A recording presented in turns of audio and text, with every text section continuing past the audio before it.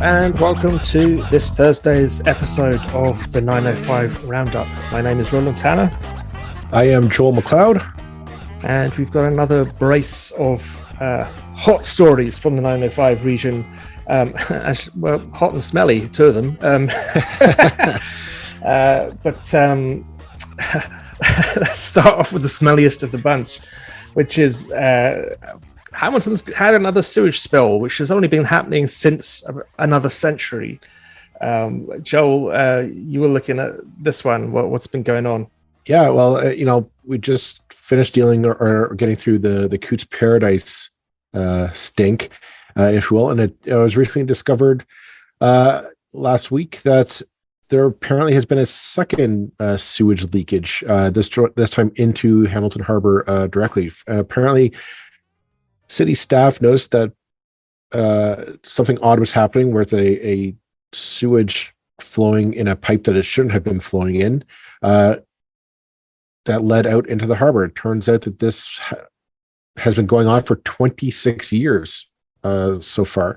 It's unknown exactly how much sewage has been leaking in. That might be impossible to accurately calculate, but needless to say, it is not a drop in the bucket. That's not a bad choice of words. No, that is, every pun is intended on that one. Yeah.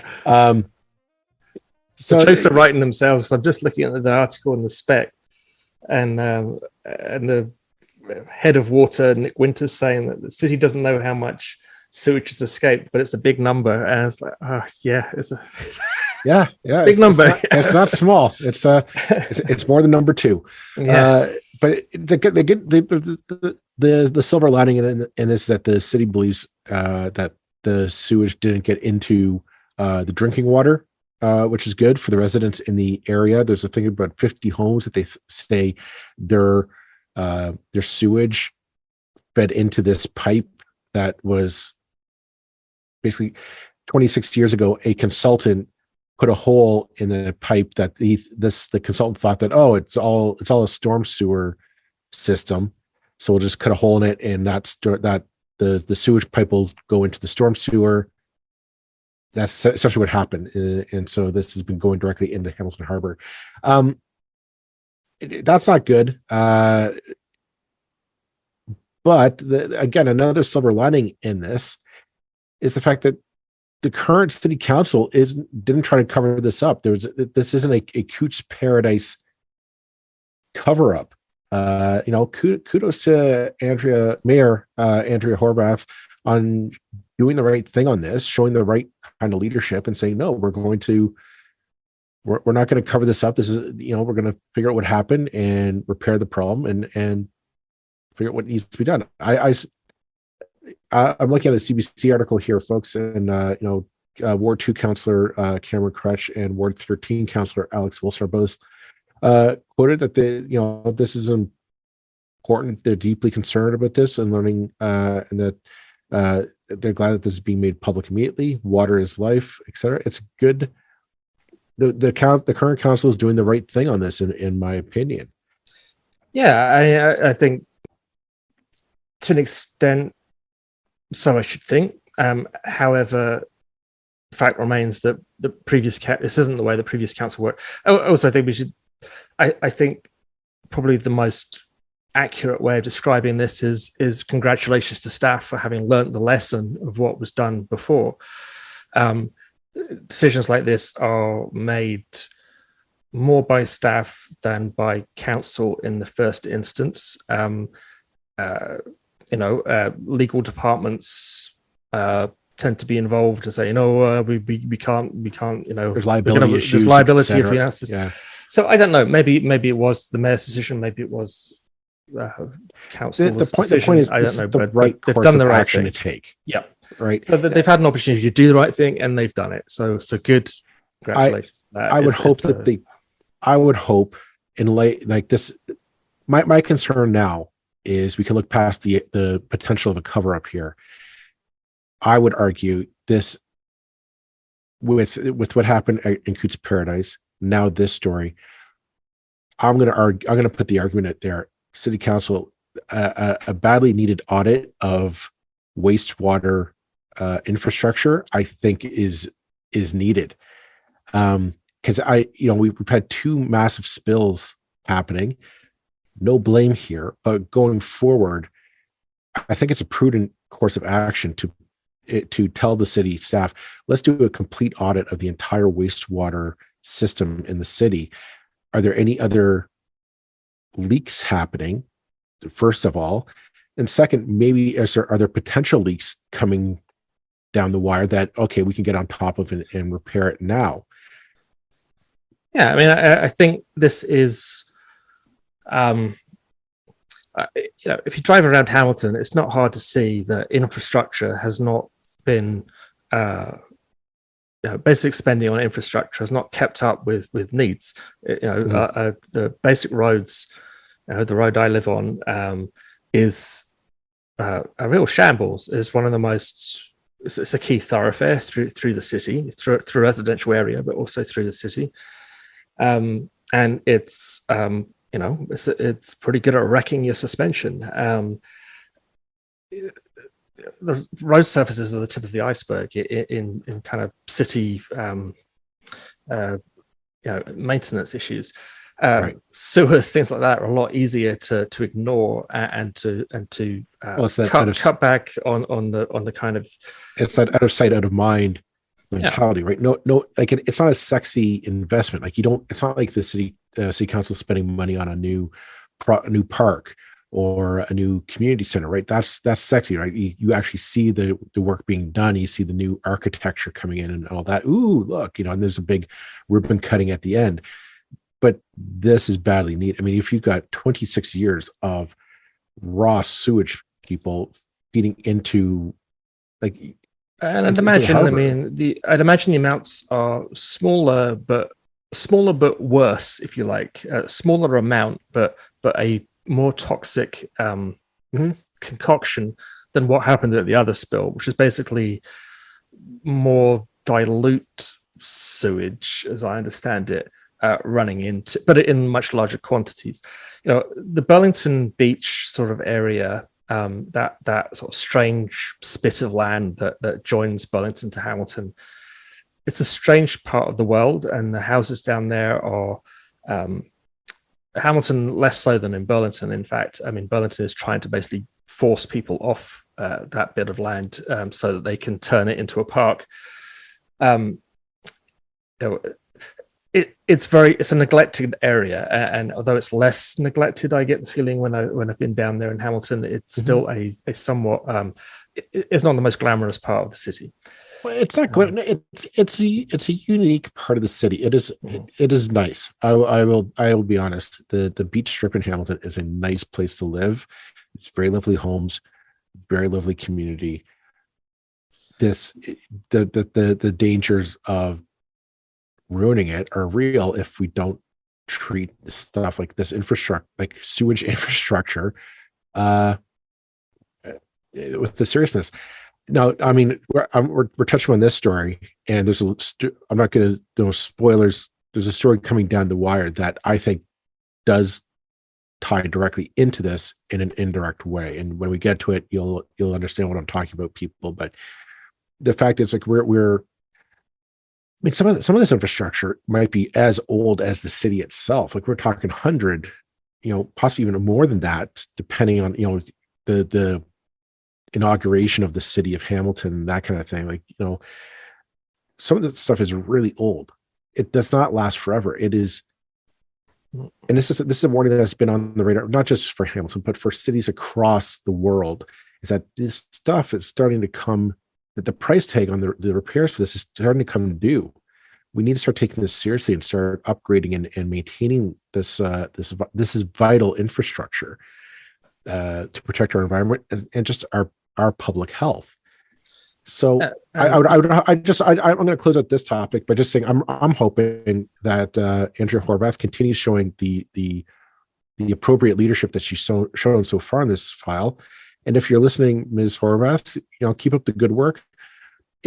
Call for an audit of the city's sewage infrastructure and wastewater infrastructure to be done, so that you And if the bill is in the billions of dollars, which I suspect it's going to be, probably more than that, this is where, we're going to have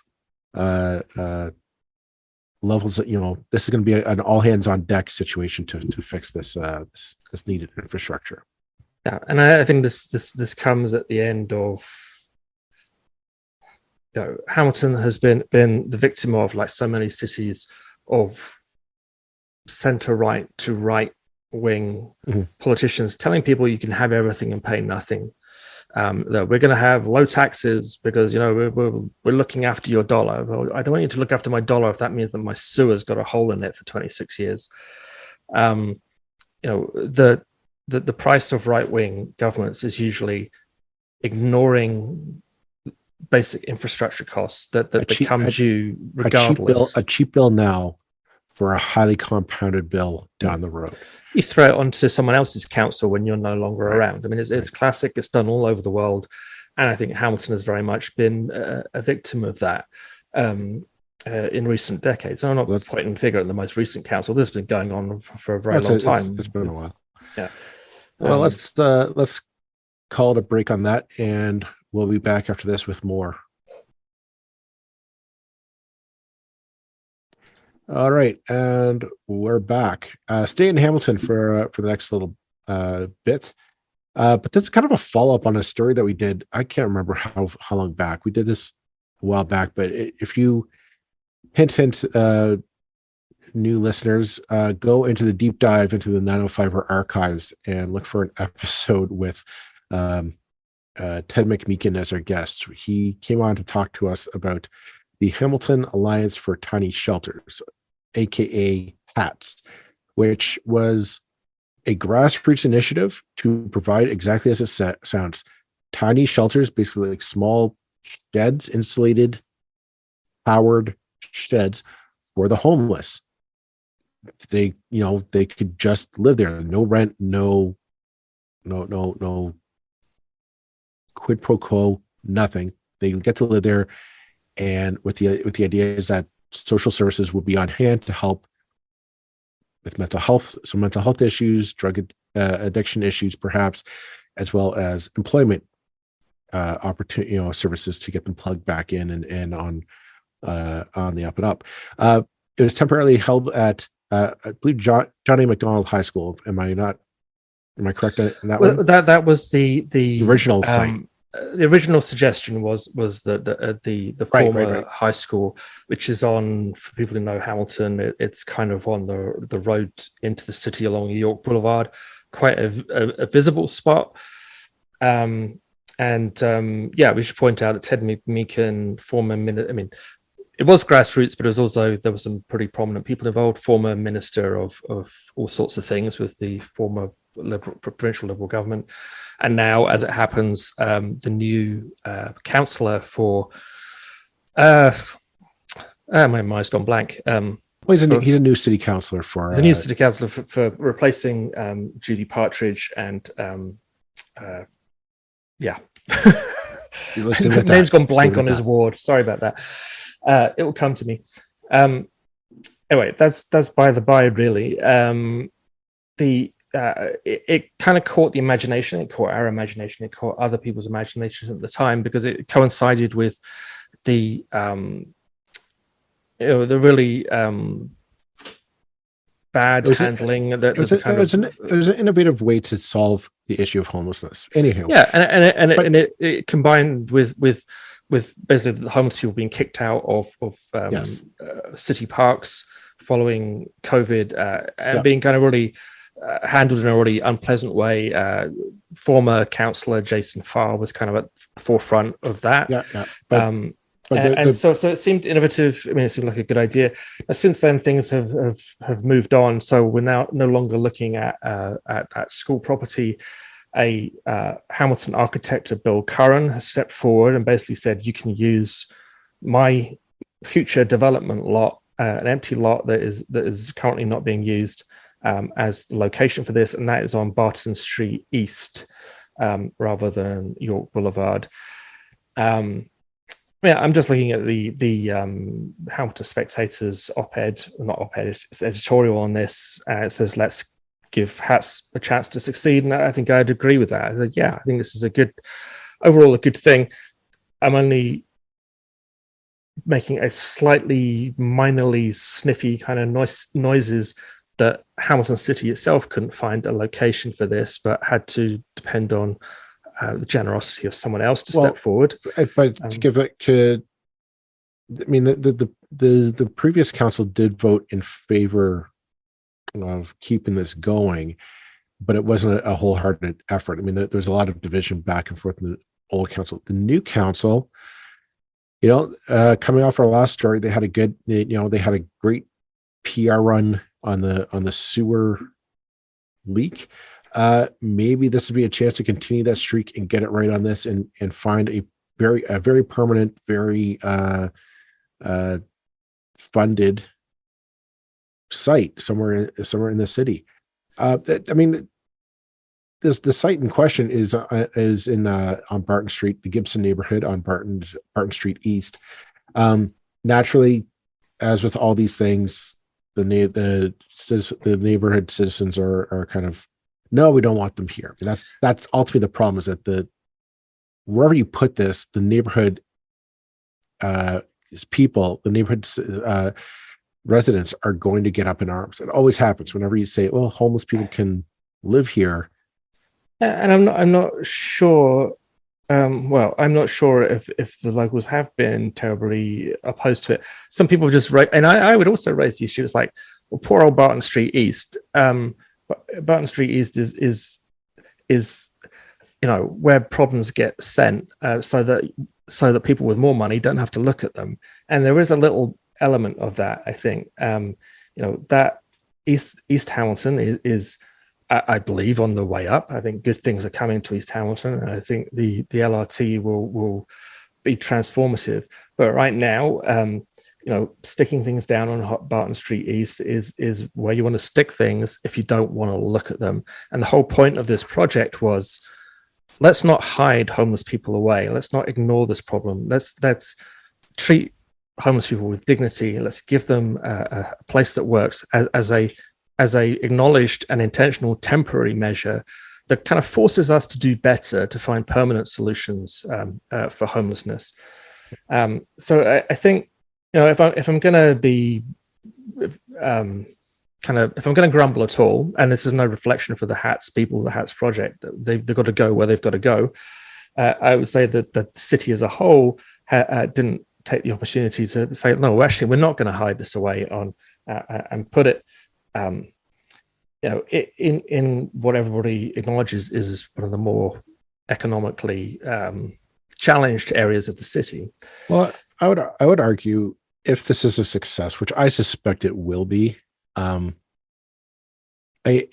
doubt that this is going to be the only site. You might see a few more of these sites popping up in various communities around the city, just due to population. And who says that it has to be like one site of, just one site? Like, what, you could break this up into a few sites around the city that are, all along public transit routes and whatnot. And it's, I really like this idea. I think it has a lot of support. It has a lot of potential to really change the script on the issue of homelessness, especially in the city of Hamilton size. This is what's this is kind of the innovation that's needed. I agree with your assessment, though. Like, Barton is the place that we put stuff to hide. Like, I was down on Barton Street this past week for during the evening, and the problem, like, as soon as the sun went down, there's no shops or really restaurants, nothing. It's not a well lit street. It's a very dark, dim neighborhood. It really is like, nobody goes down there and nobody socializes down there. And that's kind of like why this is being put there. I get the feeling proponents of this might have to have another fight in their hand to try and get it somewhere permanent, or get it up and running, or get it into the limelight, I guess, is what you want to be, to show that this is working. And it's the original location, the John A. Macdonald School, basically Barton Street West, as it happens, almost. It is a very up and coming, desirable area. Lots of gentrification going on there. Lots of, if people are moving to Hamilton from elsewhere in Ontario, looking for nice old characterful properties, Barton Street West is a good place to go looking. And I know there were some people who were not happy about the idea. So isn't it funny how these things just happen to work out, that it didn't end up in the up and coming gentrifying neighborhood, but did end up somewhere where the local population probably have a deal less clout. But I'm being overly nitpicky. I think it's fantastic that someone stepped forward and basically donated this land. I think it's fantastic that this project will be there. It will be properly maintained. There will be security. There will be lighting. There will be security staff, 24/7 staffing, video cameras, all those things that so that the people who are homeless can get the support that they need. And while it may be that Barton Street East is also a neighborhood that has the kind of supports already in place for people who have challenges of whatever kind, whether it be mental health or addiction or whatever. So overall, this is a good thing. Absolutely. All right. Well, let's move on to our last and final rehash of the night. And as you no doubt are aware, and on this podcast, we're not fans of this government's current planning and zoning processes.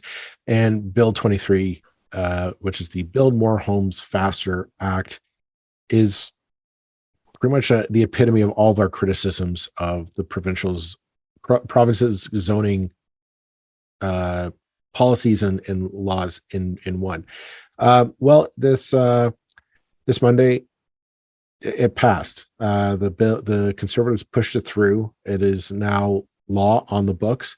It's part of their plan to build 1.5 million new homes in 10 years, with basically stripping a lot of the powers of conservation authorities to protect wetlands and watersheds from development, as well as opening up, I believe it was 7,400 acres of Greenbelt to developers now, all under the and as well as eliminating development fees for municipalities to recoup, on the guise of this will build us affordable homes faster.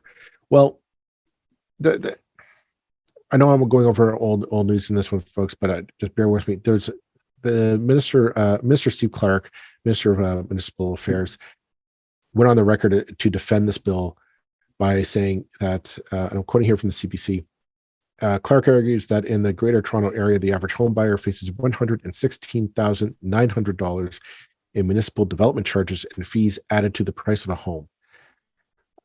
But AMO and other critics say that reducing or eliminating those fees does not guarantee developers will pass the savings on to buyers. They're correct. If you remember, flashback to just prior to the provincial election, Doug Ford said he would eliminate the provincial sales tax, provincial taxes on all the gas sold in the province. The idea is that he's going to help bring down the price of gas to affordable levels for all of us and save us a couple bucks at the pumps. I don't know about you, but if you've been to the gas station lately, gas has not come down that much. Gas is not that much. Well, it come down at all. It's gone up by about 50 cents at various points. This week it's better. But tax doesn't do anything. Here's the thing. I mean, Amo's right. You're not going to see the price of homes drop $116,000. You're just not. A house of the $800,000 $1 million new homes that developers want to build on these new fresh acres open up to them. They're going to sell them for $1.5 million because they can. All that, the saving the development charges just means their profit margin just got $116,000 bigger. That's it. We're not we aren't going to see those savings. We just aren't. This government just basically just opened up the profit margin even wider for developers to get richer off of a crisis that is. I don't think this is going to solve the housing crisis. I really don't. No, I think it's absolutely insulting of them to suggest that by reducing the costs on developers, that's going to have that has anything to do with the cost of property in this province. I mean, if that was the case, a second-hand house would be cheaper than a new house because you're not paying for the cost of the bricks and the mortar. Well, no, we all know that's not how it works. The price, the price of a house is whatever the market will support. It's got nothing to do with the cost of the actual cost of development, or very, very little. If you own property in Ontario right now, you've just probably seen tens of thousands of dollars wiped off the value of your property because of global stuff that's going on. And that's just the way it works. It's nothing to do with how much it costs to build properties. So absolutely insulting. This is the PCs, right? This is the conservative mindset. The public are morons. Therefore, we'll tell them whatever the morons were likely to swallow as our justification for doing anything. They really think we're that thick. It drives me insane. I said at the outset we had two smelly stories. I should point out that there was the sewage, and this is the second smelly story because this stinks and it's shit.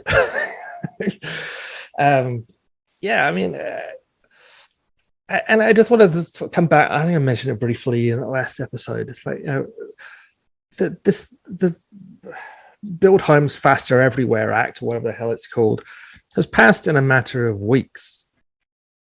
This is an act that fundamentally changes all manner of things.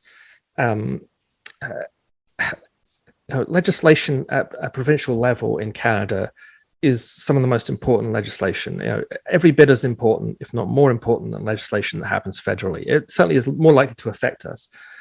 And it passes almost on the nod because the legislature is so enfeebled and the MPPs are so controlled by the party.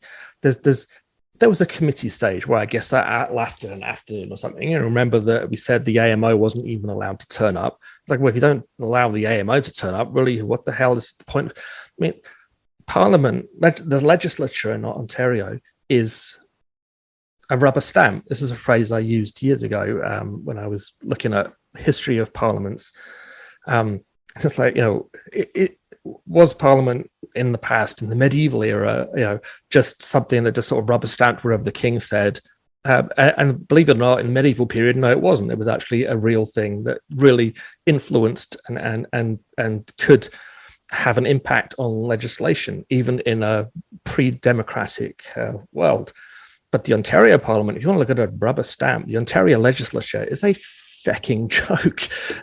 It's like, oh, we're going to change everything and we're going to pass that act in a matter of weeks. We'll just ram it through. It's done with no proper oversight. There's no Senate to have any impact or anything. There's nothing. And it's what kind of democracy is this? This is, well,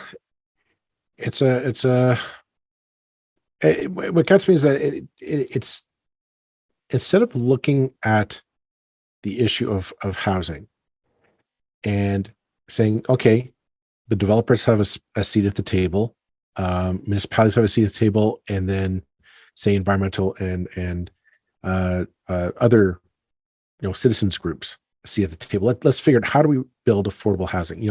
Reach out to the social housing groups. All those who say, well, we need housing for the less fortunate in the society. You're telling me that you couldn't get a table of all those people together and get a real powerful piece of legislation that either appeals to everyone, developers can make some money on it, municipality, streamline a way forward to get the stuff built as fast as possible, or and really address the market needs. this doesn't. This builds. This goes towards a very niche set. We're talking that $1.5 million budget. The houses are still going to cost a fortune. They're not going to be built in areas that are very accessible for the rest of us. They're not going to be in downtown or close to walking. We're going to have more strip malls, more strip plazas full of just Tim Hortons and Starbucks and whatnot. It's just more suburban sprawl, because that's what you do. You don't build dense neighborhoods on wide open farmland. You just don't. And the cost of that, the maintenance, and this is why I'm saying the tie into the first story with the sewage issue, is that these development charges that are getting skipped over in this,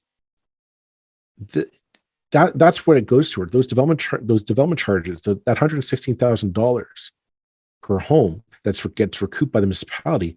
That's what's supposed to go into. It's supposed to go into the maintenance of sewers and roadways and all this other vital infrastructure that we need for a city and town to exist. This government is stripping away now. I mean, the minister says he's going to go work with the federal government to secure support for municipalities to pay for this critical infrastructure. But I mean, this is exactly what this government does. They go into, they create the problem of their own making. They didn't go in to get buy-in from the municipalities. They didn't get buy-in from citizens. They just did this, said, hey, developers, go build us 1.5 million homes, forget the cost down the road, go for it. Oh, by the way, we'll cut out all the money that's supposed to go to municipalities to pay for this upkeep. And now what are they going to do? When the federal government says, okay, fine, you're going to need the $5 billion for these municipalities, we'll give it to you, but here's the conditions.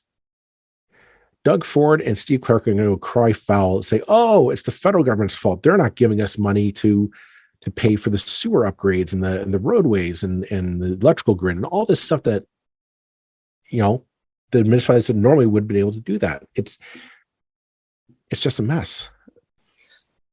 It is a mess. I mean, and everything to do with development was a mess before this government came to power, and now it's a cluster of disaster. I try not to swear too much. They've made everything 100 times worse. And I mean, you remember during the municipal election, I unusually for me sort of jumped to the defense of a politician I don't particularly agree with quite often when someone called him corrupt. And it's like, no, he's the guy is not pretending to be anything that he isn't. Everything he's doing is illegal above all. I'm not going to go back into that story, but this is different. I call this corrupt. It's corrupt because they're pretending it's one thing when it's actually another. They're pretending that this is for homeowners when it's not for homeowners. It's for developers. The developers run this province. To quote the mayor of Oakville, a group of developers from Vaughan run this province. They really, really do, with the help of a few developers from Hamilton and at least one union.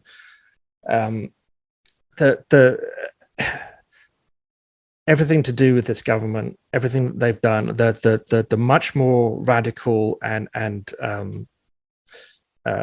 wholesale legislation they brought in since they were re-elected is all directing one way, and that is getting developers to do what the hell they want, as if they didn't already have far more power than they should have done to do what the hell they want.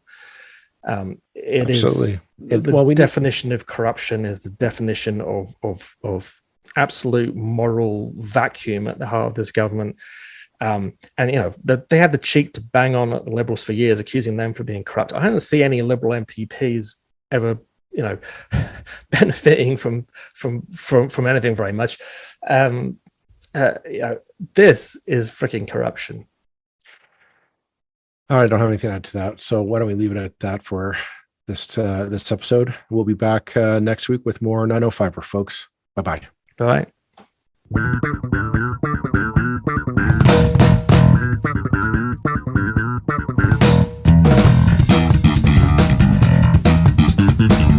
That's it for this episode of the 905er. Thank you for listening. As always, you can send us your feedback, thoughts, and concerns or ideas for future episodes to our email, info@905er.ca. We'd love to hear from you. You can help us keep the 905er going by financially supporting us through Patreon as well as PayPal.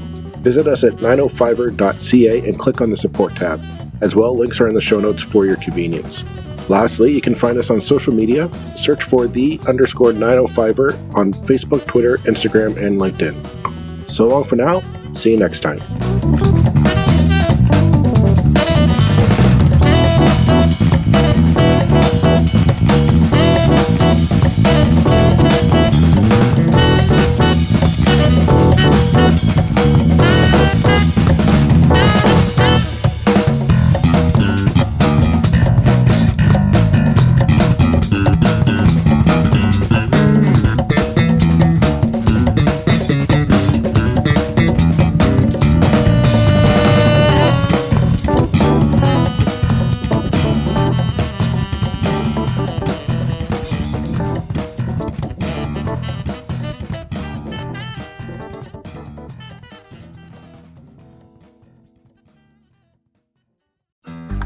Looking to make the most out of this life and optimize your personal wellness? Then check out the Natural Man Podcast. Join me, host Mike C., as we explore all areas of human wellness, physical, mental, and emotional. Learn strategies to optimize your own well-being and be in the driver's seat of your own health. Remember, your doctor works for you. Learn biohacks, neurohacks, ways to improve sleep, and ways to optimize your body and your mind. Check us out on Apple, Spotify, the Fountain app, and at naturalmanpodcast.com.